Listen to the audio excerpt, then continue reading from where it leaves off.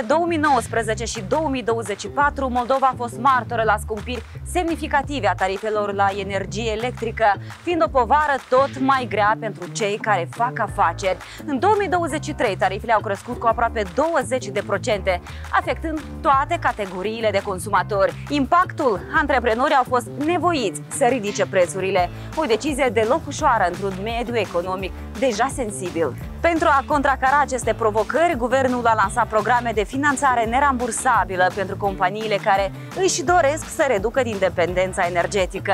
Iar Energy Security, unul dintre liderii din domeniul energiei verzi, a reușit să ajute aceste companii construind stații fotovoltaice cu o capacitate de peste 33 MW și atrăgând totodată finanțare de peste 6 milioane de euro pentru companiile din Republica Moldova. Printre acestea se numără și Lemcomerț din Chișinău, o companie care și-a redus costurile la facturi, devenind astfel un exemplu real de independență energetică. Haideți să vedem împreună cum o stație fotovoltaică poate revoluționa un business.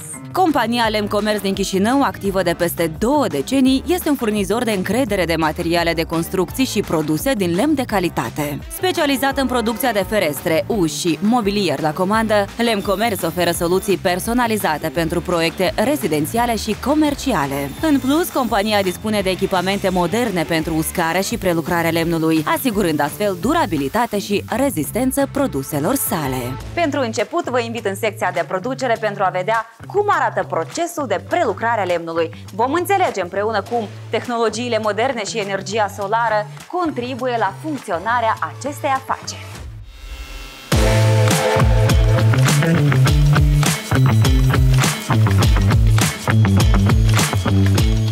Sunt alături de Ion, responsabil de secția de producere unde are loc prelucrarea lemnului, unde vedem zeci de utilaje care funcționează și depind în mod direct de energie electrică, acum generată de stația fotovoltaică. Povestește-ne câte aparate aveți aici și în ce fel funcționează. Spre exemplu, să le enumăr unul și aceeași denumire de utilaj, dar au funcții diferite și se utilizează diferit pentru prelucrare. Spre exemplu, noi majoritatea, dar toate aparatele sunt conectate la energie electrică și toate consumă energie electrică.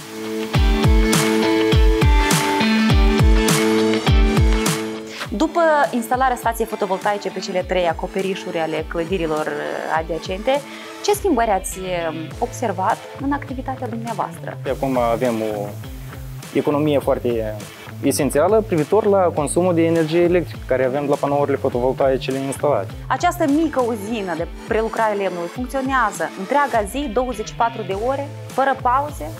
Da, funcționează non-stop din motivul că noi utilizăm și uscarea lemnului. Avem uscătorie, unde lucrează oamenii în ture, tura de noapte, tura de zi, și acolo se usucă cheresteaua anume pentru prelucrarea lemnului. Cu un portofoliu divers și o echipă de profesioniști, Lemcomerț a afirmat ca un jucător esențial pe piața materialelor de construcții din Republica Moldova. Avem onoarea să o avem alături pe Cristina Holban, reprezentantul companiei Lemcomerț. Bună ziua! Bună ziua și bine ați venit în micul nostru parc fotovoltaic. Doamna Holban, vrem să aflăm povestea acestei afaceri de succes. Cum a început totul și cum a evoluat lucrurile de-a lungul anilor? Afacerea noastră a început acum peste 18 ani, când am văzut într-adevăr oportunitățile de a investi și de a deschide o afacere în domeniul materialelor lemnoase, ca să zicem așa. Mai întâi am început cu prelucrarea lemnului, apoi după prelucrarea lemnului, bineînțeles, erau, dar nu faceți uși, dar nu vă executați geamuri. Am început deja și cu executarea mobilei, a mobilierului la comandă. Foarte multă lume aprecia mobilierul din lemn masiv. O afacere complexă, o afacere de producție, de aici apare întrebarea. Facturile la lumină rămân o povară pentru afacerea dumneavoastră? Noi consumăm energie electrică practic la fiecare utilaj. Noi jeluim acel lemn, îl prelucrăm, îl uscăm, îl vopsim până să ajungem la etapa de producere a unui mobilier. Practic, utilajele noastre consumă destul de multă energie. Avem luni când valoarea facturilor a ajuns Vorbesc că până la instalarea panourilor fotovoltaice chiar și la 400.000 de lei. Practic acesta a fost și un motiv care ne-a pus pe gânduri că e timpul să luăm o decizie și am decis să investim în panourile fotovoltaice. O decizie inteligentă, odată ce s-a văzut potențialul economiilor. Datorită stației fotovoltaice, fabrica nu mai depinde total de furnizorii de energie electrică și este protejată de fluctuațiile de prețuri. Aceasta i-a oferit o independență energetică semnificativă, ceea ce este extrem de important în condițiile creșterii continue a tarifelor la energie electrică. Aceste sume care au fost investite vor fi recuperate în timp destul de rapid. Deja am început să simțim o reducere a facturilor la energia electrică. Vorbind în procente, cât s-a redus suma unei facturi, să zicem, pentru luna iunie curent, după ce ați instalat stația fotovoltaică pe acoperiș? Începând cu luna mai, noi înregistrăm un consum destul de mare la energie, deoarece comenzile noastre practic încep după perioada de Paști. Dacă e să comparăm luna iunie 2023 cu iunie curent, putem spune că am înregistrat o reducere a facturii cu undeva 50 ceva la sută. Într-o industrie unde utilajele de prelucrare a lemnului funcționează non-stop pentru a asigura producția continuă, costurile energiei electrice deveniseră o povară grea, afectând profitabilitatea afacerii. Prin adoptarea energiei solare, compania nu doar că a redus dependența de rețeaua electrică națională, dar a reușit să scadă facturile lunare cu până la 50%, ceea ce înseamnă economii de zeci și chiar sute de mii de lei în lunile cu soare. În așa caz, care au fost efectele imediate după ce ați instalat această stație fotovoltaică asupra producerii și eficienței întregii fabrici? Începând cu anul 2022, când cu toții ne-am confruntat cu acea criză energetică, cu o scumpire semnificativă a prețului la energia electrică, noi nu mai eram deja competitivi pe piață. Consumul nostru era destul de mare, facturile la fel aveau o valoare destul de mare, iar practic prețul final pe care îl ofeream clienților noștri era unul necompetitiv pe piață. După ce am instalat panourile fotovoltaice, am reușit să ne menținem pe piață, să oferim practic consumatorului final un preț adecvat, un preț cinstit, și să nu pierdem din clienții noștri care practic veneau și spuneau uneori că alții oferă un preț mai mic și atunci noi le explicam că nu avem cum, practic nu se reflectă cheltuielile pe care le avem. Însă acum lucrurile stau mai bine și putem să facem față tuturor concurenților care sunt pe piață. Conform calculelor făcute împreună cu reprezentantul întreprinderii Lemn Comerț, noul set de panouri fotovoltaice de la Energy Security cu puterea instalată de 177 kWh vor produce pe durata unui an 210.000 de kWh, ceea ce îi va permite companiei să economisească anual aproximativ 589.000 de lei. Haideți să vorbim acum despre economia financiară, despre bani, deoarece un om de afaceri se gândește în primul rând la ce beneficii am eu din tot asta. Ne va ajuta să înțelegem acest aspect Serghei, managerul Energy Security. Te salut! Bună ziua tuturor! Deci, datorită acestei instalații de panouri fotovoltaice, proprietarul organizației Lemn Comerț, la general, anual reușește să facă economii de mai mult de 35.000 de euro, deoarece anual nu achită pentru facturi de energie electrică. În plus la aceasta, un spor foarte mare a fost grantul de 50% pentru acest proiect care a fost obținut de la ODA și la fel de prețurile noastre care i-am oferit pentru ca mai degrabă să-și reducă cheltuieli pentru energie. Sergiu, mai exact, ce sumă a investit Lemn Comerț pentru această stație fotovoltaică? La general, suma acestui proiect a fost 2.500.000 de lei, dintre care proprietarul Lemn Comerț a investit doar puțin mai mult de 1.000.000 de lei datorită grantului de la ODA pe care au reușit să obțină. Și restul a fost investiții proprii? Da, sigur. Cu siguranță avem mulți oameni din afaceri care încă nu sunt siguri de veridicitatea acestor granturi, acestor sume nerambursabile. Cât de real este să aplici la grant, să-l câștigi și să fii îndrumat pe drumul cel corect?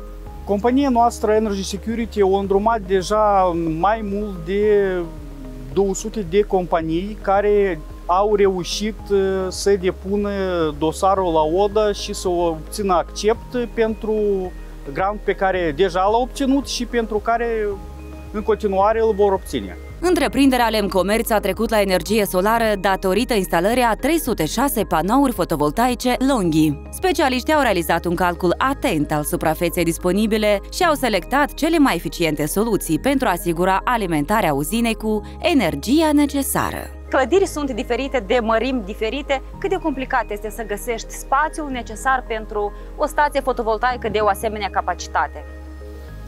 La general, când este vorba despre montarea stației fotovoltaice pe acoperiș, 1 kW de panouri solare ocupă de la 6 metri pătrați în dependență deja de amplasament, în modul de amplasare.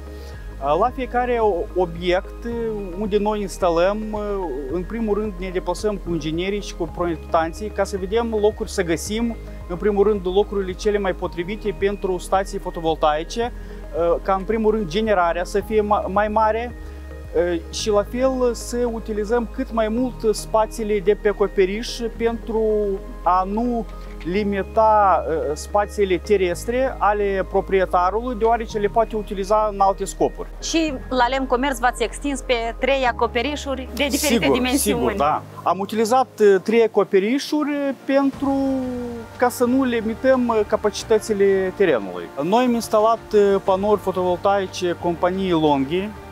Deci este o companie care deja din anul 2002, mai mult de 20 de ani, produce panouri solare. Și vrei, nu vrei, apare o întrebare oarecum firească. Ce garanție oferiți pentru proprietarii acestor stații fotovoltaice, având în vedere că avem toate cele 4 anotimpuri, avem și ploi, și soare, și grindină? Ce garanție oferiți pentru consumatori? Pentru panouri fotovoltaice, adică pentru eficiența de a produce energie, oferim 25 de ani cu scăderea randamentului maxim la 16% în decursul a 25 de ani. Deci și fizic pe panouri oferim 12 ani.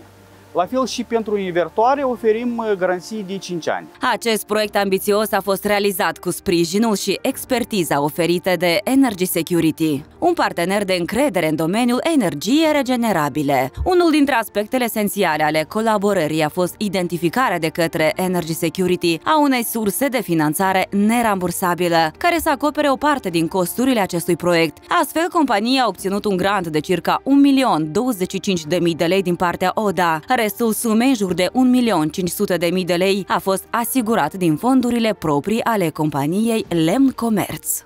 Colaborarea noastră cu Energy Security a început în momentul în care noi căutam soluții pentru a reduce costul la energia electrică.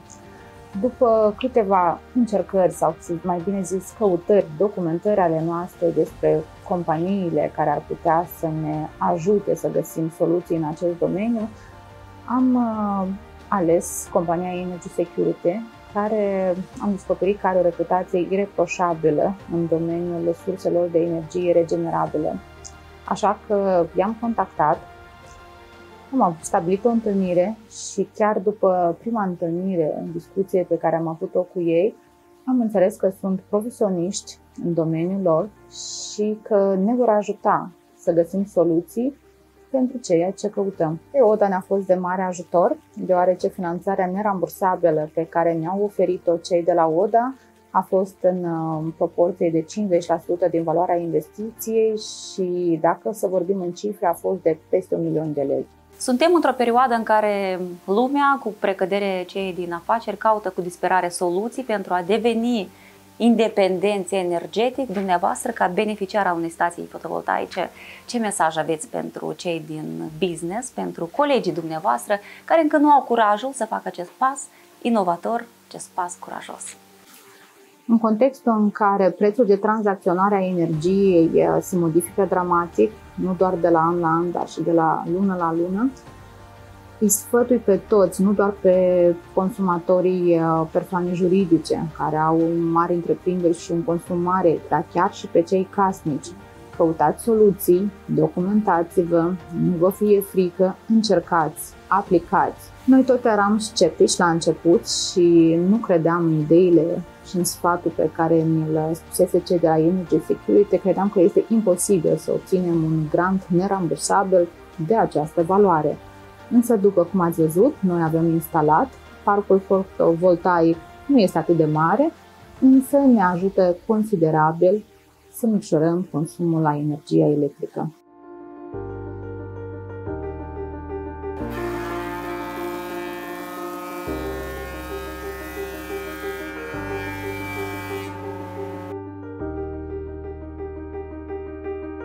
Așadar, întreprinderea Lemn Comerț deja economisește bani datorită propriei stații fotovoltaice.